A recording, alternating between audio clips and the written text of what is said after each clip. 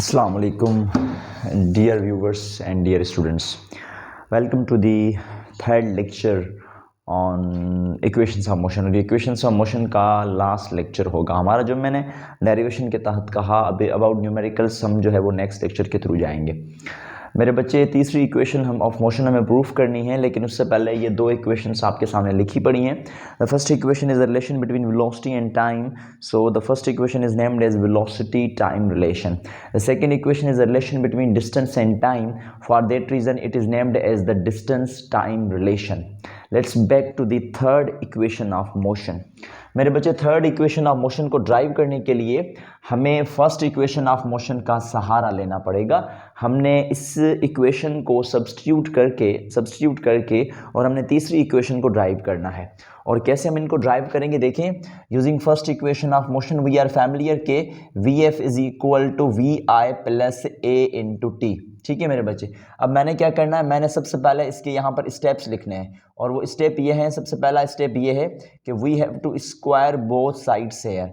मैंने यहाँ पर दोनों साइड इसको क्या करना है मेरे बच्चे, स्क्वायर कर देना है। अगर हम वी एफ का स्क्वायर करना चाहें तो ये क्या हो जाएगा, ये हो जाएगा वी एफ स्क्वायर। और अगर हम v i plus a t का कर दें तो मेरे बच्चे ये एक ही टर्म है, और एक ही टर्म के ऊपर ये होल स्क्वायर पजेस्ड हो जाएगा। जी, जब होल स्क्वायर पजेस्ड हो गया पूरे टर्म के अंदर, तो इसका मतलब ये है कि यहाँ पर होल स्क्वायर का फार्मूला हम इस्तेमाल कर सकते हैं, है ना। और वो कौन सा होता है, वो होता है a plus b whole square. Mathematics में आपने पढ़ा है a plus b whole square किसके बराबर होता है, a square plus twice of the first term last term plus b square ना। तो ये मैं फार्मूला यहाँ पर नोट करवाना चाहूँगा कि जो ए प्लस बी होल स्क्वायर है वो किसके बराबर होता है, ए स्क्वायर, आपने पहले टर्म को स्क्वायर कर देना है, plus twice of first term last term दूसरे और आखिरी टर्म का ट्वाइस करना है, प्लस बी स्क्वायर यानी कि लास्ट टर्म का स्क्वायर कर देना है। अब यहाँ पर तो ए और बी नहीं है, यहाँ पर तो वी आई और ए टी है। तो अब इनको फोकस करने के लिए जो वी आई है ये पूरा का पूरा ए के बराबर कर देंगे, और ये जो ए टी है ये यहाँ पर क्या कर देंगे, बी कर देंगे। यानी कि जो फार्मूला के अंदर ए और बी के टर्म्स गिवन हैं, हमें क्या करना है, हमें वी आई कि ए की जगह पर वी आई सब्स्टिट्यूट कर देना है और बी की जगह पर ए इंटू टी सब्स्टिट्यूट कर देना है। तो जो इक्वेशन बचेगी मेरे बच्चे वो ये बचेगी कि v f square is equal to a square का मतलब क्या है कि हमने वी आई को स्क्वायर कर देना है, सो वी आई स्क्वायर। फिर कहता है कि प्लस टू ए बी, तो two as it is put करेंगे, और ए की जगह पर हम क्या पुट करेंगे, वी आई, और बी की जगह पर हम क्या पुट करेंगे, ए टी, क्योंकि हमने फार्मूले को इस तरीके के साथ रिलेट किया। फिर कहता है कि प्लस बी स्क्वायर यानी कि ए का भी स्क्वायर करें और टी का भी स्क्वायर कर दें। तो मैं ए का भी स्क्वायर करूंगा और टी का भी स्क्वायर करूंगा। ठीक है मेरे बच्चे। अच्छा, ये प्लस का वी आई स्क्वायर इस साइड चला जाएगा तो माइनस का हो जाएगा, तो v f square minus v i square is equal to, उस साइड क्या बचा, उस साइड बचा two v i a into t plus a square t square. यहाँ से मैं एक टर्म को कॉमन निकालना चाहूँगा, लेकिन वो टर्म जो कॉमन निकालूंगा वो एक टर्म में है तो दूसरे टर्म में नहीं है। अब वो कौन सा टर्म है, आप जरा गौर से देखिएगा इन चीज़ों को मेरे बच्चे। V f square minus v i square, इससे तो छेड़खानी हमने करनी नहीं है। तो यहाँ दोनों टर्म में से मैं जो कॉमन निकालूंगा वो क्या निकालूंगा, 2a। ये बात ध्यान में रखिएगा, क्यों निकाल रहा हूँ आगे चल के इसका आंसर देखिएगा।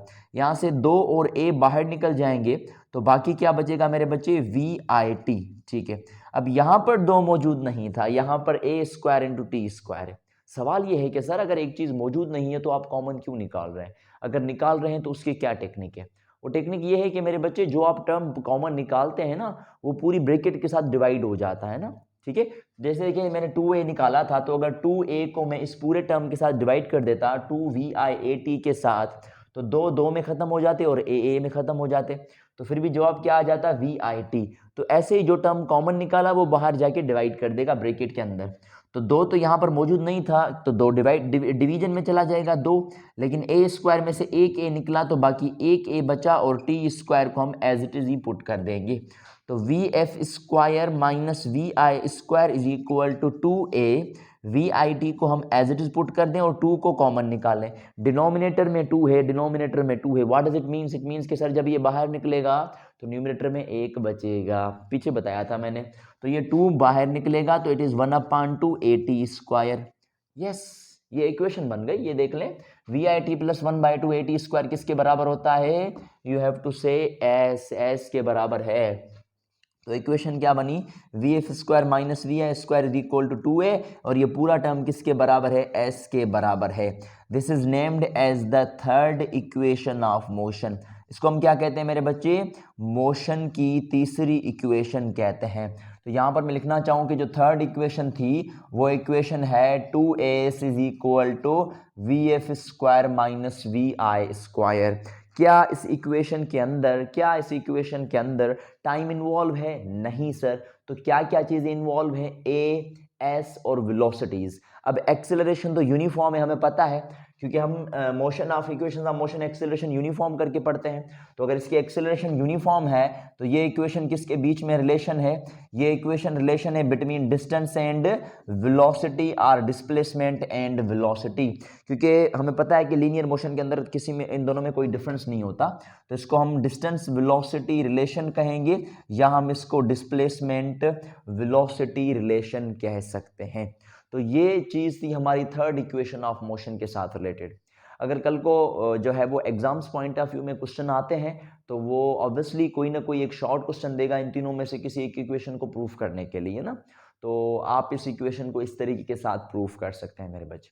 ये मैथमेटिकल वे है, हम ग्राफिकल मेथड के थ्रू भी जाएंगे, और ग्राफिकल मेथड के थ्रू जो है आप हायर क्लास में देखेंगे, जैसे एचएससी लेवल फर्स्ट ईयर में ग्राफिकल मेथड है, तो इंशाल्लाह मैं उस मेथड के थ्रू भी जाऊंगा। जो फेडरल का कोर्स है उनके थ्रू भी जाएंगे, तो वहाँ पर भी 9th क्लास के अंदर जो है वो ग्राफिकल मेथड दिया हुआ है। ग्राफिकल मेथड क्या होगा उसके अंदर हम नेक्स्ट लेक्चर्स के अंदर डिस्कस करेंगे। तो तब तक के लिए मेरे बच्चे अपना ख्याल रखें, पढ़ाई करते रहें, एंड अल्लाह हाफिज़।